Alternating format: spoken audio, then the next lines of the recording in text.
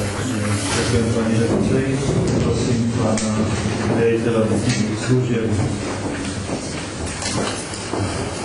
Nech sa páči. Som primátor Vážené mestské zastupiteľstvo, predkladám ceník poplatkov technických služieb za hokejovú tréningovú halu, ktorá by mala byť v prevádzke. Po dostavbe bude 1.9. alebo v neskoršom termíne. Návrh ceníka máte predložený, naozaj je možno v takej stručnejšej podobe, ale možno až tá prevádzka ukáže, akým spôsobom sa budeme uberať aj v tej cenotvorbe. V tej cenotvorbe sme vychádzali naozaj z tých jednotlivých miest, kde som to prezentoval aj na minulom zastupiteľstve z prezentácií a hľadali sme takú schodnú cestu, aby sme dokázali čo najviac tých hodín prenajať pre fyzické alebo právnické osoby, aby sme tú príjmovú stránku zimného štadióna alebo tej tréningovej haly dokázali zabezpečiť, aby ten rozdiel medzi streamami a výdavkami bol čo najnižší, aby čo najmenej bol zaťažený mestský rozpočet. Ďakujem. Názory sa rôznili aj pri komisii finančnej, padali rôzne návrhy, variatívne návrhy, alternovali sa spôsoby či už skupinového prenajímania alebo individuálneho. Ostalo to pri takom jednoduchom ceníku. Nebraníme sa samozrejme určitej, ale takej naozaj racionálnej diskusii aj tu. Aj Mestská rada na túto tému debatovala, aj komisie, takže nech sa páči, otváram diskusiu. Pán poslanec. Ja by sa chcel opýtať, či prebieha nejaké mapovanie alebo potenciálnych vlastne ukázateľov o tréningovú halu na túto sezónu, pretože v mojom okolí majú záujem.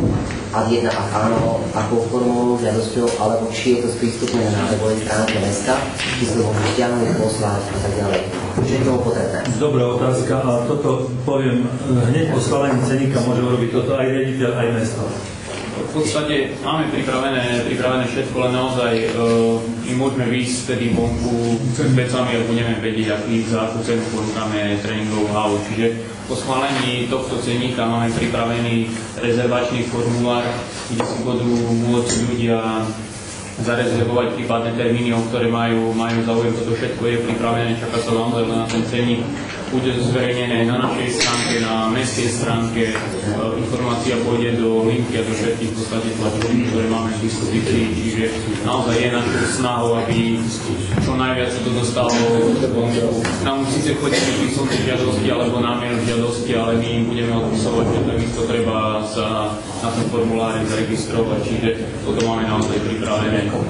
Sme si vedomi toho, že máme 2 mesiace na to, alebo v podstate 3, ale my to záleží zaplniť čo najviac. Čiže stačí cez ten formulár?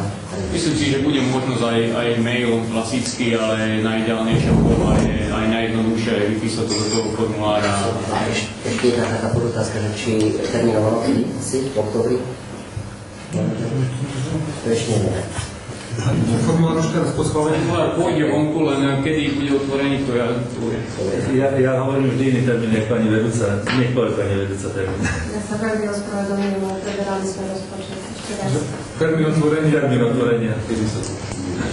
Po technickej stránke. Ja poviem začiatok septembra, pani vedúca povie koniec. Ja poviem začiatok, pani vedúca povie koniec novembra. Zatajte, že túto sezónu sa bude. Málo by sa môže. Zatiaľ ide všetko tak, ako má. Predpokladajme, že v prípade, že tam nebude žiaden zadrhal na technológii a týchto veciach. A pri kolaudácii hlavne. My stavebné práce budeme sa snažiť ukončiť naozaj v tom septembri pozornosti. Začiatok, koniec, ale rovne tam bude musieť preverniť komplet technická inšpektora práce, kolaudácia. Keď to pôjde bez závad, tak áno, ak tam budú nejaké nedostatky, tak bude sa to musieť odstraňovať a bude to možno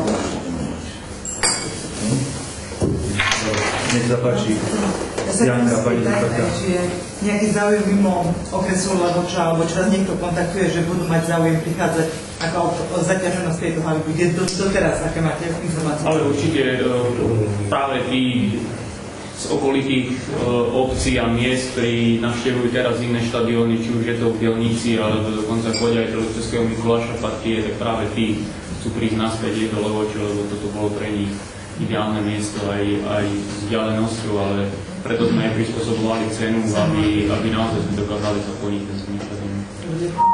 Možno taký najväčší záujem prejavili tí, ktorí organizujú tú Spišskú lígu hokejovú. Oni si chcú prenajať 150 až 170 hodín. Už dopredu, zatiaľ to deklaratívne iba slovne, osobne prišli na mestský úrad, že chcú ju premiestniť zo Spišskej Nevsi do Levoče. Tam to majú v neskorých večerných až nočných hodinách, častokrát. Takže, pán doktor, nech sa páči, pán poslanec. Ja len pán riaditeľ jednu maličku sa chcel opýtať. Aká je kapacita, bo je nejaký limit na verejnom korčule, koľko tam môže byť ľudia, koľko pustiť, alebo proste koľko to znesie? Momentálne je to 70 ľudí na zimnom stadióne.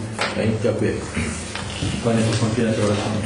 No, my už sme o tom rozprávali na komisii školstva a už je to definitívne, že môžeme si tu zahrnúť do rozvrhu hodín, dvojhodinovky, čo je druhý stupeň. Pán poslanec Babin. Ja len chcem na margo toho povedať, že neurychlíme všetko, lebo každý sa pýta, či to bude v septembri, alebo v oktobri, alebo v novembri. Bratia Česi na tom majú práce platná, málo platná, jednu vec, dokončíme to. Už od mne nejakej prevádzky, že fakt, keď poviem, že to bude 1. novembra, tak to bude 100%, že aj tí návštevníci, ktorí tam prídu, ktorí to budú využívať, vlastne dostanú za tie peniaze, za ten cen, ktorý teraz spalujeme služby také, aké si zaplatili, aby sme nedopadli. Čiže ono, jak sa tu niekto pýtal, tu ľubo poznamenal srandovne, že otvoriť to môžeme aj teraz, ale zahráme silnú kejbal, že to je počule. Čiže je tu potom už na vedení mesta a potom na odbornú aby to bolo zrobené tak, aby to bolo tak, ako to má. Dobre, ďalej, pán poslanec Repársky. Ďakujem. Sice máme potom ešte program, ale keď sa tak rozpúdala debata, je len taká poznámka, nebudem sa vyjadrovať tomu ceníku, len dnes žijeme v dobe, keď nič nie je zadarmo. To znamená, aby sme tam nemali správne, aby ste to pochopili, že nejak chceme minoritu odsunúť, ale aby to bolo naozaj v rámci slušnosti, v rámci nejakého kultúry, toho športu, aby to tí rodičia, ktorí tam prídu, a to je jedno, či budú zelené, fialoví, aby to malo nejakú úroveň. Čiže 50 na hodinu, cigarety stojí 40, ďakujem. Máme tam na to,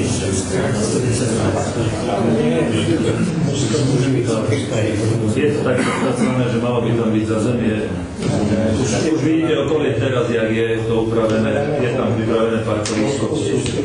Tie auto majú kde zaparkovať, konec koncov nebudú stáť na divoko. Nie, ešte koniec. Dobre, tak v prípade, že sa nikto v ceníku nechce vyjadriť, nechávam takto pán predseda finančnej komisie. Ešte drobnosť, finančná komisia navrhovala, myslím si, že nejakú úpravu, tak by som asi navrhoval, že by sme najprv hlasovali o návrhu finančnej komisie a o poslaneckom návrhu a potom o materiálnej komisie. Finančná komisia navrhovala za 60 minút tréningová hala 120 eur za hodinu v podstate a predplatitelia na celú sezónu, aby mali zľavu na 100 eur.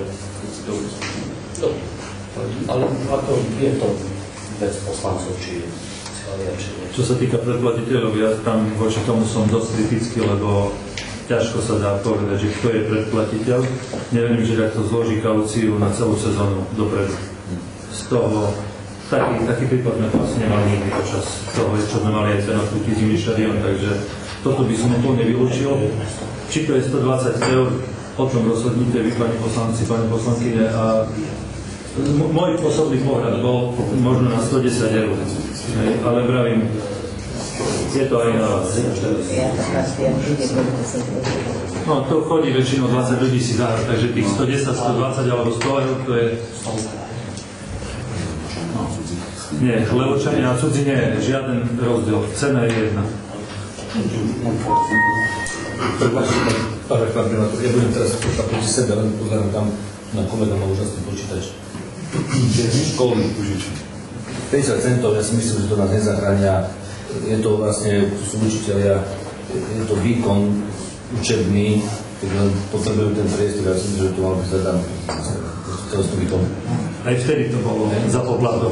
Za taký istý 50 centov. Prišla škola, učiteľka neplatila, deti si zaplatili po 50 centov. Máme tu kolegyne, takže... Dobre, vzdelávame, vychováme ich k tomu, že začneme zaplatiť to, čo som povedal, preto za tým stojím a tam som kontraproduktívny, len je to vzdelávací proces. Chápem sa. Na to sme to stávali. Je s tým aj nejaký náklad. Formou školstva prispievame na vzdelávací proces.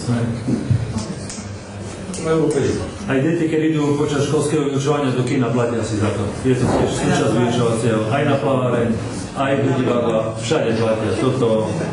Ešte keď môžem k tomu, ešte sa to môže dohodnúť s rodičovskou radou o financovanie z rodičovského príspevku.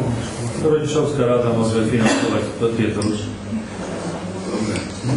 Dobre, tak v prípade, že poslanecký návrh. Som povinný ako predseda komisie, keďže komisia tak rozhodla, aj keď sa veľmi nestotožňuje. Dobre, poďme. To je poslanecké návrhy. 120 eur hodina a 100 eur poročná kaucia. Ako ešte raz? Návrh finančnej komisie 120 eur hodina a 100 eur, keď je poročná kaucia do 5. To bol návrh finančnej komisie. No, a to je...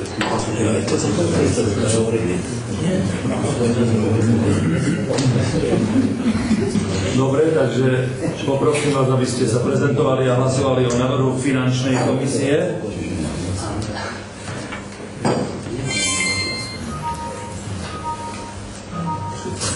Ďakujem, toto neprešlo, takže teraz ide návrh predkladateľa staviteľ technických služieb, navrhuje 100 eur, euro 50 verejné korčulovanie a 50 centov školy a CVČ.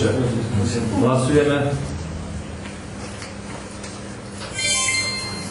Ďakujem pekne.